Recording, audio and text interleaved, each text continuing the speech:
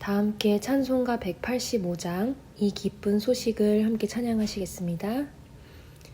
찬송가 185장 이 기쁜 소식을 함께 찬양하시겠습니다.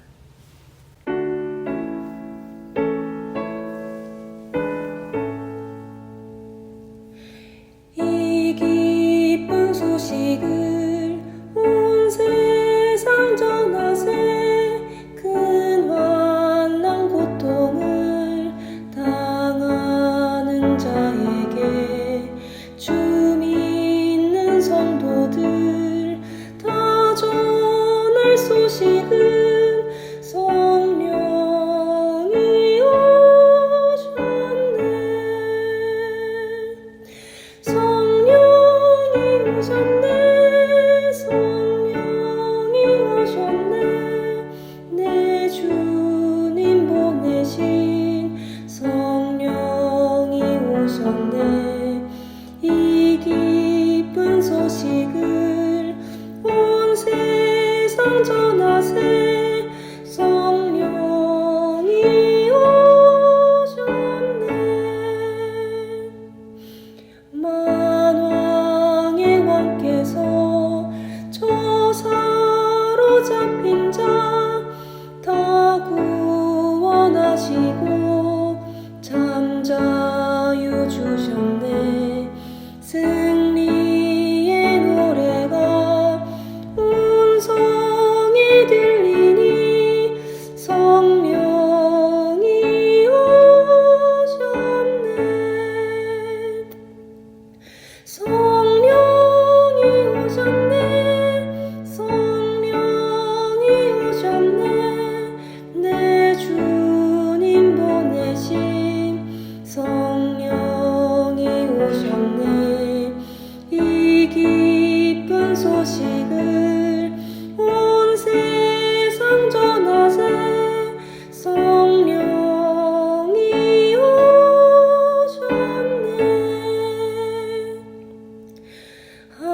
한없는 사랑과 그 크신 은혜를 늘 의심하면서 안 믿는 자에게 내 작은 입으로 곧 증언하리니 성령이 오셨네. 성령이 오셨네. 성령이 오셨네. 내 주님 보내신 성령이 오셨네. 이 기쁜 소식을 온 세상 전하세. 성령이 오셨네.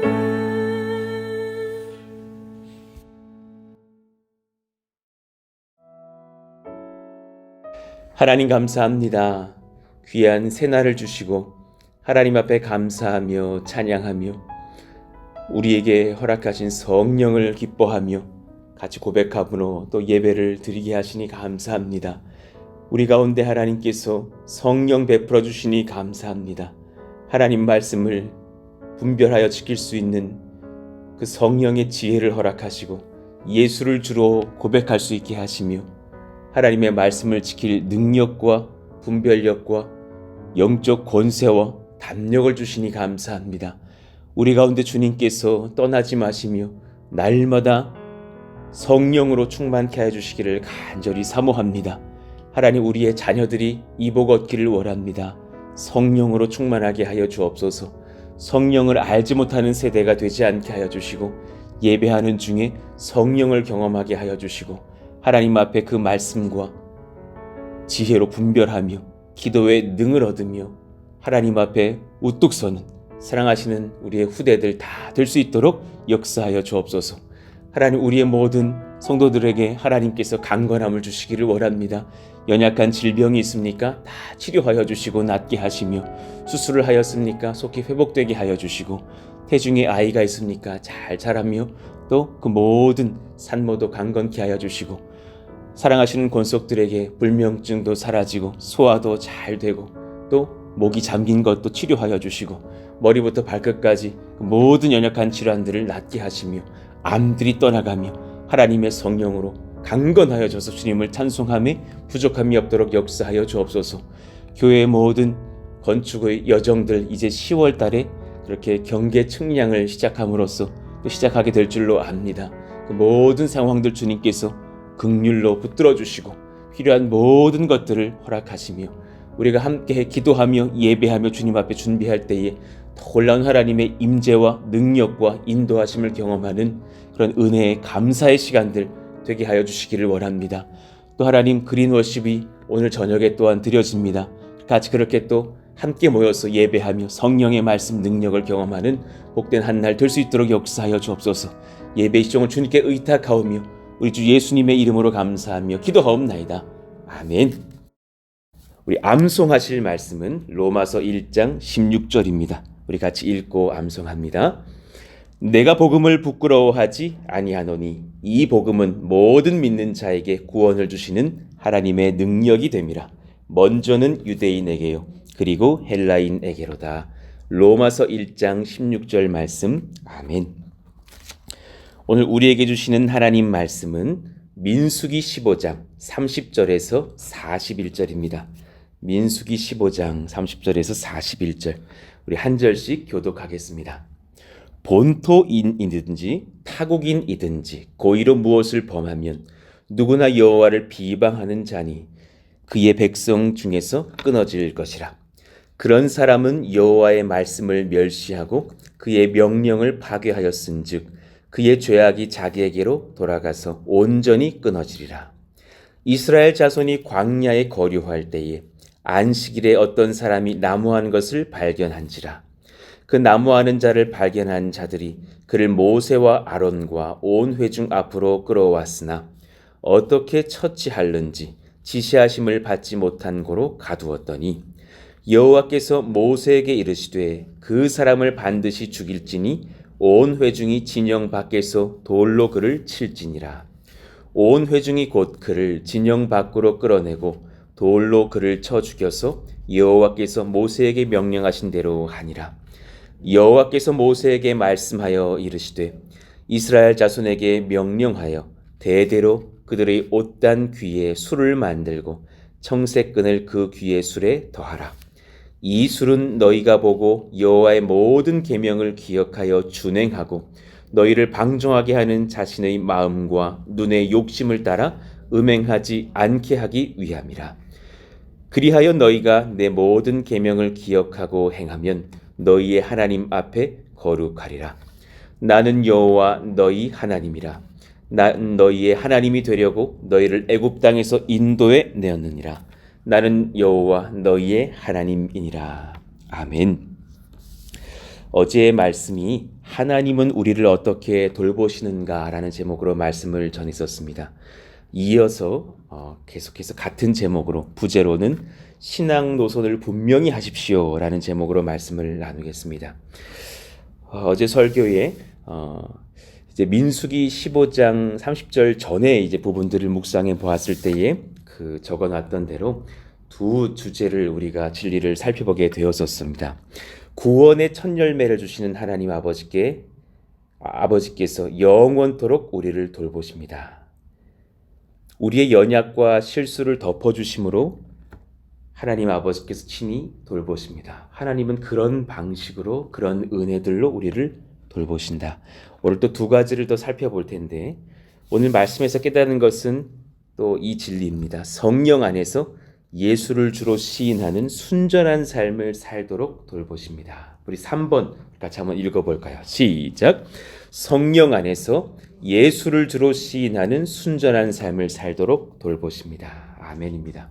오늘 이제 말씀은 어제의 말씀과는 달리 어제의 말씀에서는 고의가 아니라 사람의 무지함으로 연약함으로 소위 성경의 표현으로는 부지 중에 죄를 짓는 그런 사람들을 하나님께서 어떻게 또한 예배함으로써 용납하실 것인지를 말씀해 주셨어요.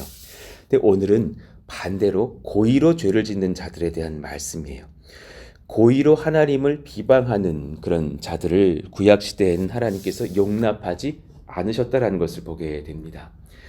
절대적으로 금하신 죄악을 쉽게 범하는 자들, 알면서도 그렇게 죄를 짓는 자들을 하나님께서 구원 얻을 자라고 말씀하시지 않는다라는 말씀을 보게 되죠. 30절을 보십시다. 본토인이든지 타국인이든지 고의로 무엇을 범하면, 그것을 이제 그 문장을 원어로 잠깐 그 부분을 살펴보면 손을 높이 들고 죄를 범하면 이렇게 적혀 있어요. 무슨 의미냐?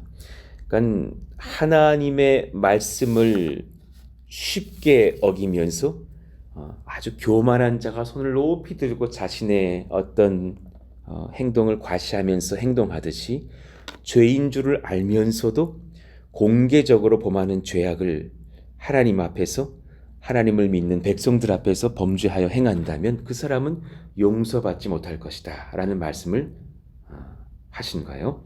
그러니까 부모의 권위를 모독한 사람에게도 죽음이 돌아가도록 하나님께서 법을 제정하셨죠. 부모를 향해서 함부로 행하는 자는 돌로 쳐서 죽일 것이다. 하물며 하나님의 영광을 고의적으로 비방하는 자라면 하나님 앞에서 용납받지 못할 것이라고 말씀을 하신 거예요. 실제로 그 말씀이 있은 뒤에 또 이런 죄를 범하는 사람의 예를 적어 놓았습니다. 32절부터 보시면 이스라엘 자손이 광야에 거류할 때에 안식일에 어떤 사람이 나무하는 것을 발견한지라.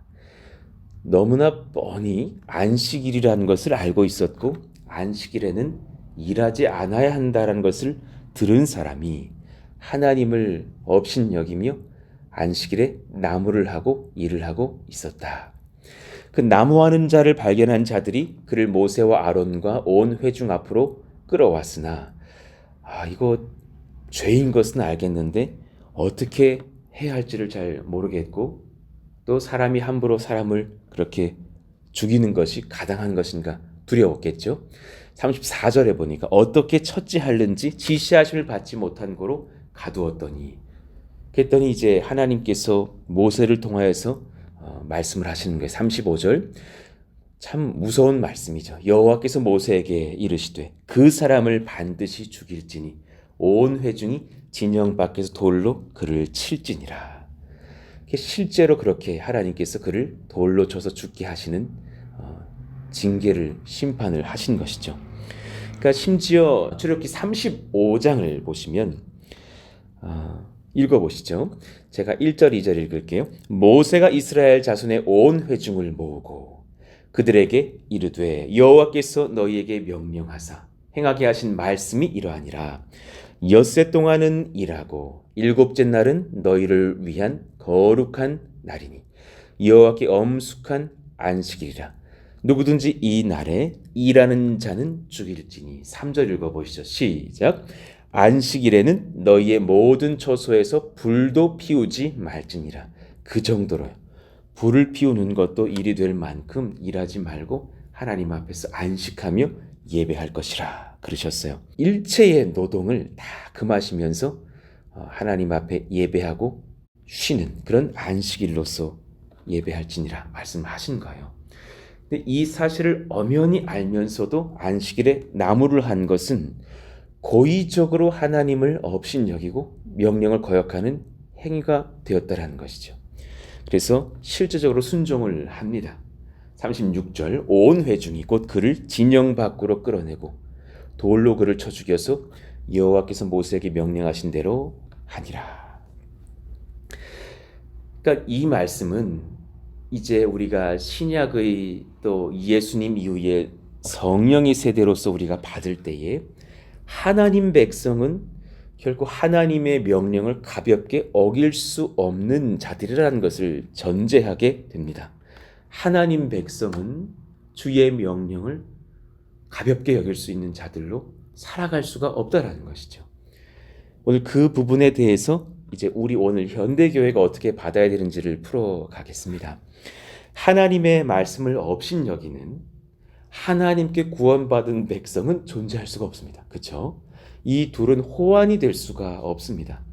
하나님의 말씀을 업신여기는 하나님께 구원받은 백성은 존재할 수가 없어요. 지금 여기 라디오가 요거 있잖아요. 여기 이렇게 제가 잘 전기 이런 걸 몰라서 어떤 소리가 아무리 들어도 뭐 안 돼가지고 여기 꽂았더니 되는 거예요. 전기가 안 통하는 요 선에 꽂아놓고 음악을 들을 수 있는 라디오는 없는 거죠. 그런 뭐 음악 기기는 없는 거죠. 전기가 들어오면 라디오가 켜지듯이 하나님 앞에 말씀을 받고 성령을 받은 자는 하나님 말씀에 순종하려고 하는 기작이 작동하는 것이 너무나 당연한 것이죠. 이 둘이 호환이 안 될 수가 없다라는 것이에요. 하나님의 말씀을 어긴 아담과 하와가 원죄로 인하여서 우리에게 다 그 자범죄를 짓는 죄인을 생산해 냈잖아요. 그래서 우리는 날 때부터 할렐루야 하고 태어나는 것이 아니라 죄된 근본을 가지고 자기를 사랑하면서 자기 중심적으로 살아가죠. 모든 죄인 된 사람이 구원을 얻지 못한 상태에서는 하나님 말씀을 지킬 능력이 없어요. 그러니까 그들에게 하나님을 향한 죄책감이나 관계적 소명감이 없다라는 거예요. 요즘 현대적인 어떤 그런 표현줄 중에 들어보셨을 거예요. 사이코패스라는 말도 있고 소시오패스라는 말이 있다 하죠. 사이코패스는 죄책감이 없는 사람을 말한대요. 그래서 살인이 어때서? 라고 말하면 사이코패스래요. 사람 미워하면 어때? 사람 죽이면 어때? 이것은 사이코패스의 증상들이겠죠. 그러나 소시오패스는 선악은 안 돼요. 그런데 자기를 기준으로 해서 봤을 때에 그것이 상관없다면 저지를 수 있대요. 살인은 안 되지. 그러나 나에게 정말 분노가 치미게 하는 사람은 죽일 수 있는 거야. 이것은 이제 소시오패스라고 한다라는 거죠. 그러니까 영적 소시오패스가 있다라고 우리는 분별해 볼 수도 있겠어요. 하나님의 구원을 받지 못한 백성들은 영적으로 사이코패스의 증상이든 소시오패스의 증상들이 있다라는 것이에요. 미움이 어때서 미워할 수 있지. 이런 죄인들도 있고 미움은 안 되지. 그런데 나하고 상관없는 영역에서는 상관없어. 나는 들키지 않았으니까 미워해도 돼. 이렇게 말할 수 있는 사실 모든 죄인들의 증상들이 이것 아니면 저것 아니겠느냐라는 생각이 드는 거예요. 그러나 이들을 위해서 예수님께서 오셨고 베푸실 성령을 경험하고 나면은 예수님을 주로 시인하고 주의 말씀을 사모하고 그 안에서 성령이 지도하시는 바른 신앙 양심이 일어나면서 이 죄를 멀리하고 선을 행할 수 있는 능력과 기작이 작동한다라는 사실이에요. 그러니 예수님께서는 성령과 불로 우리에게 세례를 베푸시는 분이 되셔요. 성령과 불로 우리에게 세례를 베푸셨어요. 우리의 심령을 근본적으로 변화시키셔요. 심령의 거듭남이 없이는 하나님을 기쁘시게 하지 못하고 그분의 말씀을 순종할 수 있는 힘은 심령이 변화되면서 일어납니다. 정말 회심하고 나니까 저도 어린 나이였지만 5, 6학년 때였나요? 그때 처음으로 막 하나님의 말씀 앞에 고꾸라지고 나니까 그렇게 순종해드리고 싶은 어린 심령이 됐던 것이 기억이 나거든요. 사람의 의지라는 작은 낚싯대로 하나님께 온전히 순복함이라는 큰 고래를 낚을 수 없어요. 그건 절대로 안 되는 거예요. 그런데 예수님을 만나고 나면 그분이 반드시 우리 심령에 부어주시는 성령의 능력을 경험하고 나면 하나님의 은혜에 힘입어서 주님께 순복할 수 있는 사람이 된다는 사실을 믿으시기를 축원합니다. 이 변화가 반드시 있다. 예수님 만난 사람은 반드시 성령을 보내십니다.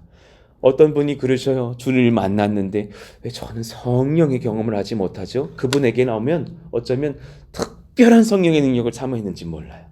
엄청난 어떤 그런 은혜의 이적들을 바라셨는지는 모르나 분명히 예수님을 만났다면 안에 성령을 부으셨습니다. 성령께서 임하십니다.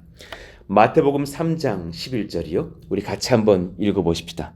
시작.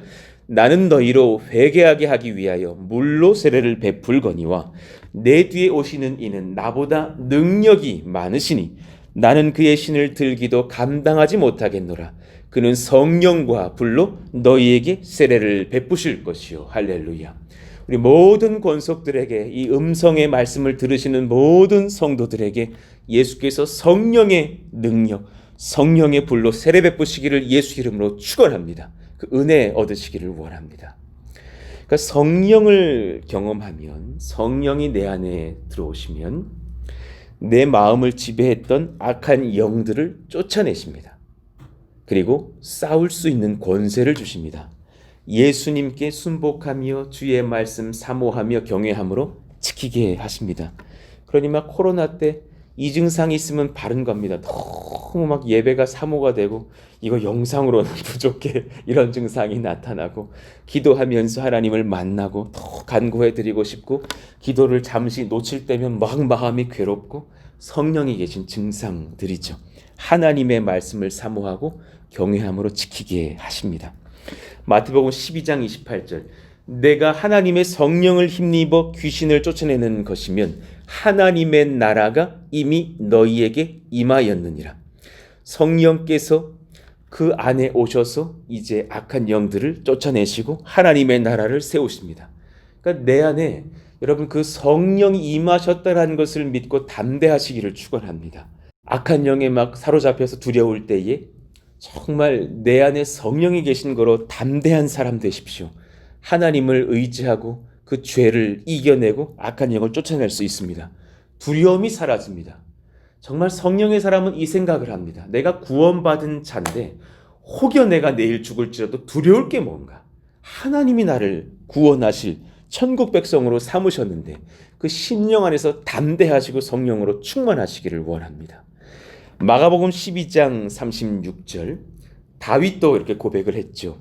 이 마가복음 12장 36절은 시편 110편을 인용한 말씀이에요. 다윗이 성령에 감동되어 친히 말하되 주께서 내 주께 이르시되, 하나님께서 예수님께 이르시되 라는 놀라운 표현을 했습니다. 내가 내 원수를 내 발 아래에 둘 때까지 내 우편에 앉았으라 하셨도다.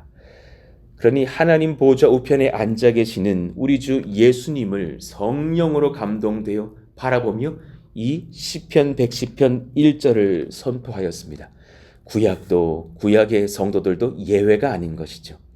신약 이후의 백성들이나 신약 예수님 오시기 전에 백성들이나 모두 다 성령 안에서 예수님을 바라보게 하십니다. 성령이 그렇게 역사하시죠. 또한 성령은 바른 신앙을 고백하게 하십니다. 마가복음 13장 11절 우리 같이 읽어봐요. 시작. 사람들이 너희를 끌어다가 넘겨줄 때에 무슨 말을 할까 미리 염려하지 말고 무엇이든지 그때에 너희에게 주시는 그 말을 하라. 말하는 이는 너희가 아니요 성령이시니라. 할렐루야. 지금도 제가 제 말을 하는 것이 아니라 성령에 붙들려 말씀하게 하시는 줄로 압니다. 우리가 환난 가운데에 박해 가운데 있을 때에 바르게 신앙 고백할 수 있도록 성령이 도우시겠다고 약속을 하셨어요. 이런 것들이 성령의 놀라운 역사들이죠. 자, 오늘 갑자기 이 구약의 말씀을 나누다가 왜 신약으로 왔느냐. 사실 이 민수기 15장 30절 31절 오늘 우리의 본문은 마태복음 12장 31절 이후의 말씀과 긴히 연결되기 때문입니다. 그러므로 내가 너희에게 이르노니 사람에 대한 모든 죄와 모독은 사하심을 얻되 성령을 모독하는 것은 사하심을 얻지 못하겠고. 32절 또 누구든지 말로 인자를 거역하면 사하심을 얻되 누구든지 말로 성령을 거역하면 이 세상과 오는 세상에서도 사하심을 얻지 못하리라. 이 말씀이 참 난해하고 어려운 말씀이어서 많은 논란과 고민을 안겼던 말씀이기도 합니다. 그러나 아주 쉽게 그 근본으로 생각하시면 말씀이 쉽게 풀어집니다. 예수님께서 우리 가운데 성령을 보내시고 하나님께서 우리 가운데 성령을 보내셔야만 성령께서 우리를 예수의 사람으로 신게 하시고 성령께서 우리를 하나님의 말씀에 순복할 자로 변화시키십니다. 그러니 끝까지 정말 성령을 만나지 못할 때에 예수를 부인할 수도 있고 성령을 모를 때에 죄를 질 수도 있겠으나 내가 보낼 그 성령을 끝까지 거역하는 자, 결국은 하나님을 믿지 못할 자, 예수님을 주로 신하지 못할 자는 결코 성령을 경험하지 못하는 거로 주로 주를 시인하지도 못하고 구원을 얻지도 못하고 죄사함을 받지 못할 것이라. 그러니 사실은 그 모든 말씀을 지킬 그 근거의 힘은 성령께 있다라는 것을 말씀하시는 아주 은혜의 선포이시죠. 33절 바로 이어가시는 그 말씀 한번 읽어보시죠. 나무도 시작. 나무도 좋고 열매도 좋다 하든지 나무도 좋지 않고 열매도 좋지 않다 하든지 하라. 그 열매로 나무를 아느니라. 그러니까 성령이 우리 안에 부어지시면 반드시 순종이라는 열매를 거둔다라는 사실이에요. 그렇게 성령이 임하셨는데 유난히 그날 성령께서 그 인생에게는 역사를 못하시고 그냥 막 어렵게 막 힘들어 하셔가지고 그 성도는 희한하게 열매가 없었다. 그럴 성령은 안 계신다라는, 그럴 수 없다라는 사실이에요. 성령께서 반드시 그에게 임하시면 열매를 거두게 하신다. 요한일서 5장 16절도 마찬가지. 누구든지 형제가 사망에 이르지 아니하는 죄 범하는 것을 보거든 구하라. 이 말이 어렵지만 어렵지 않아요. 성령이 임하셨는데 성령이 임하신 그 자가 또 연약한 거로 죄에 쓰러지는 것을 본다면 그를 구하라. 그를 돕고 세워가라. 그리하면 사망에 이르지 아니하는 범죄자들을 위하여 그에게 생명을 주시리라. 그러나 사망에 이르는 죄가 있으니 성령을 얻지 못하는 자들, 그 불쌍한 자들이 있으니 이에 관하여 나는 구하라 하지 않노라. 성령을 경험하지 않고서는 구속의 은혜를 경험할 수 없다라는 사실이에요. 그러니 오늘 말씀을 본질 안에서 정리해 볼 때에 성령께서 그 마음에 찾아오셔서 역사하셔야만 세 가지 은혜를 얻어요. 그는 자신이 죄인인 것과 예수님께서 구세주이신 것과 하나님의 말씀이 진리이신 것을 깨달아 순종합니다. 그러니 성령 안에서 이 은혜를 얻으신 줄 알고 평안하며 그 말씀 안에 순종하시기를 예수 이름으로 축원합니다. 아멘입니다. 그러니 이제 그 네 번째 진리로 가서 오늘 말씀을 정리하시죠. 하나님 아버지께서는 그러니 우리를 말씀에 완전히 순복하도록 돌보십니다. 그렇게 돌보십니다. 그래서 성령을 주셨습니다. 근거를 대지 못하게 하셨습니다. 미지근한 성도 될 수 있는 근거를 주신 적이 조금도 없습니다. 성령 안에서 미지근한 중간지대의 성도는 가당치 않습니다. 죄도 사랑하고 주님도 사랑할게요, 허락해 주세요 하신 역사가 없습니다. 성령 안에서 그것은 불가능한 겁니다. 신앙 노선을 분명히 하십시다. 이 말씀을 듣는 모든 청년들이요, 신앙 노선을 분명히 하십시다. 내가 성령을 구하면서 죄도 사랑할 수가 없습니다. 그때 성령이 여러분에게 슬픔을 허락하실 것입니다. 분명한 신앙 노선으로 오십시오. 그러니 조금 전에 우리가 읽었던 요한일서 5장 16절이요. 누구든지 형제가 사망에 이르지 아니하는 죄를 범합니까? 그 말이 무엇입니까? 성령이 내 안에 계시나 내 안에 그 성령을 더욱더 사모하지 못하고 믿음이 연약해져서 죄를 짓고 계십니까? 그 자는 성령 안에서 그 죄를 뿌리 뽑게 하시는 하나님의 지도를 받을 것입니다. 분명한 그 신앙 노선의 지도를 받으시고 죄를 버리시고 주께 돌아오시라라는 말씀입니다.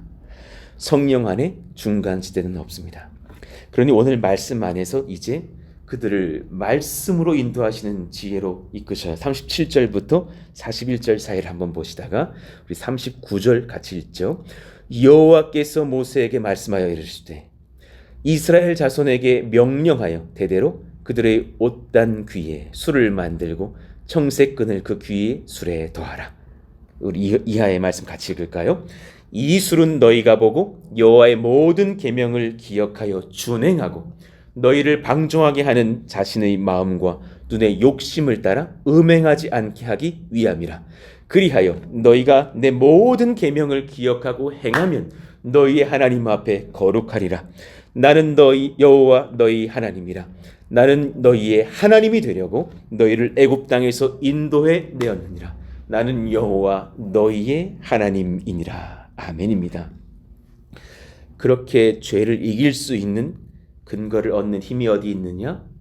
그 옷에 내 귀퉁이에 술을 다는 그 술 자체에 있는 것이 아니라 그것이 상징하는 것이 무엇이냐 하면 하나님의 말씀을 저는 청종하는 자입니다 라는 신앙 고백으로서 그 청색 술을 다른 거예요.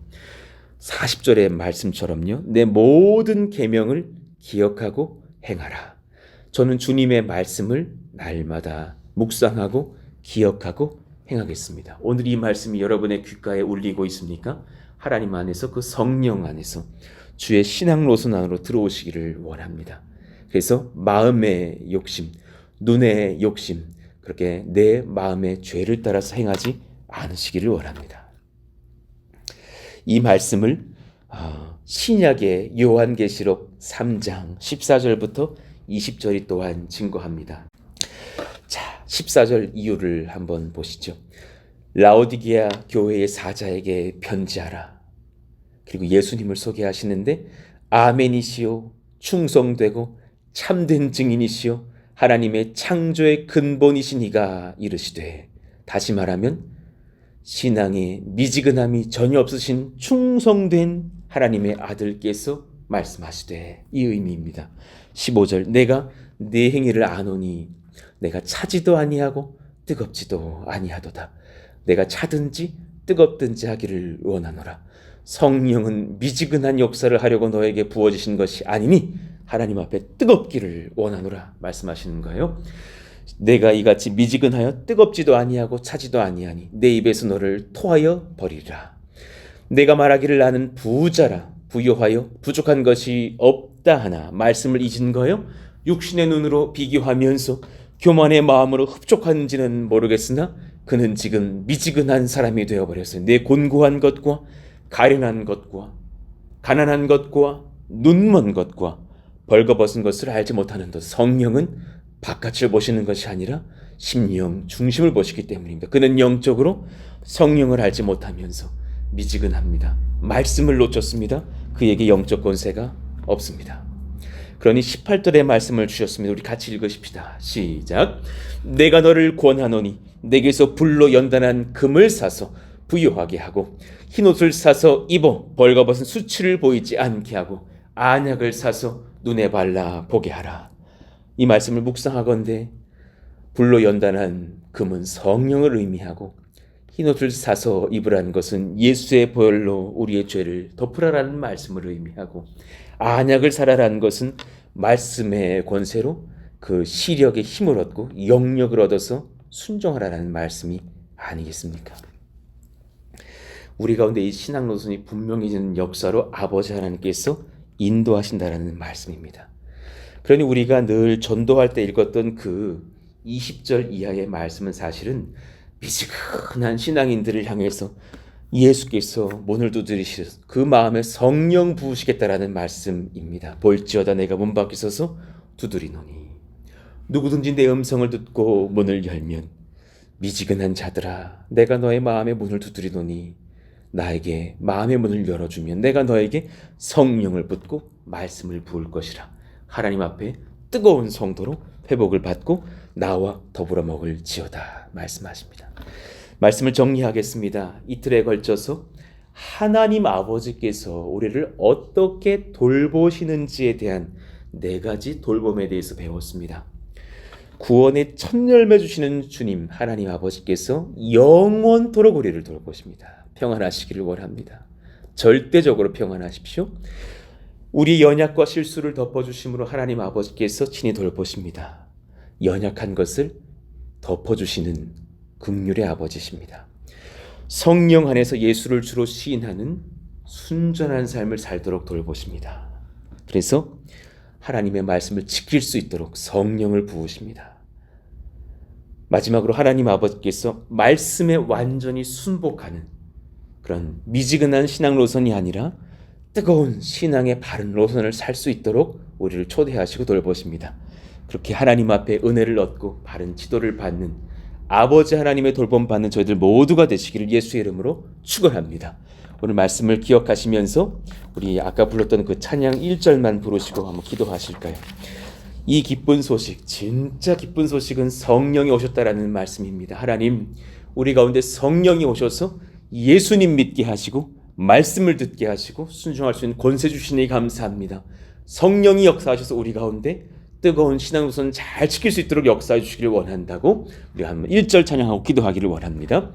이 기쁜 소식을 온 세상 전하세 근환난 고통을 당하는 자에게 주 믿는 성도들 다 전할 소식은 성령이 오셨네. 성령이 오셨네. 성령이 오셨네. 내 주님 보내신 성령이 오셨네. 이 기쁜 소식을 온 세상 전하세 성령이 오셨네. 성령이 오셨네. 성령이 오셨네. 내 주님 보내신 성령이 오셨네. 이 기쁜 소식을 온 세상 전하세 성령이 오셨네. 아멘. 우리 같이 이 시간 성령을 구하시면서 기도하시기를 원합니다. 무엇보다도 성령 구하십시오. 그래서 내 안에 하나님 미지근한 신앙 노선이 사라지기를 원합니다. 죄와 버타며 살아가는 이 연약한 신앙이 회복되기를 원합니다. 성령이 오셔서 내 안에 하나님 말씀 순종할 수 있는 능력의 대열을 낳게 하시고 예수를 주로 시인하며 담력과 권세를 얻게 하여 주시옵소서. 오늘 말씀을 기억하시면서 주여 부르짖고 기도합니다. 주여! 하나님 감사합니다. 하나님의 말씀의 은혜를 주시니 감사합니다. 부족한 자에게 하나님 미지근한 신앙 노선을 살지 않을 수 있도록 성령을 보내어 주시니 감사합니다. 하나님께서 성령을 회방하지 않는 심령이 되게 하셔서 이 시간 우리가 성령을 사모하며 예수님을 주로 시인하게 하시니 감사하며 감당치 못할 하나님의 말씀을 순종할 수 있는 영적 분별력과 은혜와 그 순종의 능력을 부으시는 성령을 찬송하며 감사합니다.